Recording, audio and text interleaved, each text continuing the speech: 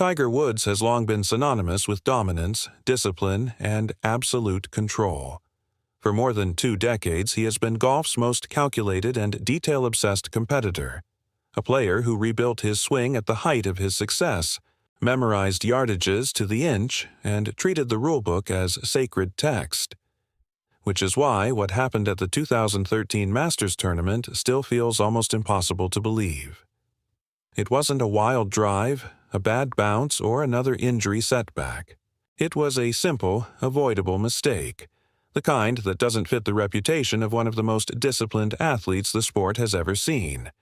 And somehow, the name attached to it wasn't a rookie or an inexperienced tour pro. It was Tiger Woods, the pedestal. By the early 2000s, Tiger wasn't just the best golfer in the world. He was the sport's model of integrity. He had built a reputation for calling penalties on himself, even when no one else noticed. He double-checked rulings mid-round. Other players feared accidental infractions. Tiger feared bending the rules. If anything, he held himself to a stricter standard than the game required.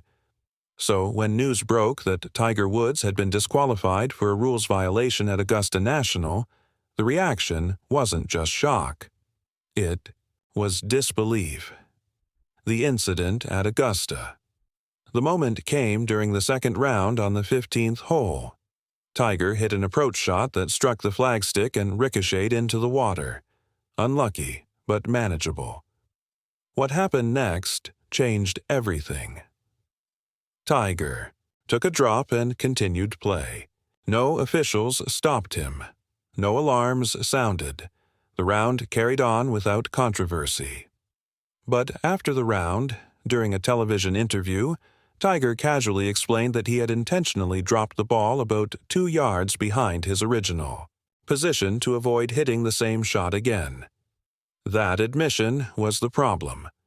Under the rules at the time, he was required to drop the ball as near as possible to the original spot. By deliberately moving back, even slightly, he violated the rule.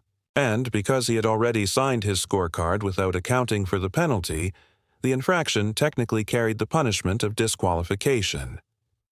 The golf world froze. This wasn't a complicated loophole. It was one of the most fundamental principles of the game. And Tiger Woods, the ultimate rule follower, had broken it on golf's most sacred stage. Worse still, officials hadn't discovered the mistake. Tiger had exposed himself. The controversy in an unprecedented decision. Augusta officials chose not to disqualify him. Instead, they assessed a 2-stroke penalty, citing that tournament officials had reviewed the drop the previous night and mistakenly ruled it legal. Under Rule 33-7, that error protected him from disqualification. The ruling sent shockwaves through golf. Some believed the rules should have been applied strictly. Disqualification, no exceptions. Others argued that because officials had reviewed and allowed play to continue, it would have been unfair to punish him retroactively. Critics accused Augusta of protecting its biggest star. Analysts questioned the precedent. Fans debated whether any other player would have received the same leniency. The real damage, even though Tiger avoided official disqualification, the damage was already done.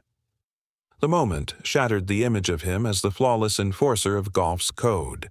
It revealed something rare and uncomfortable: vulnerability. From that point forward, the tournament unraveled for him. The 2-stroke penalty effectively ended his chances of winning. He finished well behind the leaders. The focus shifted entirely, from his performance to the controversy. Every shot felt heavier.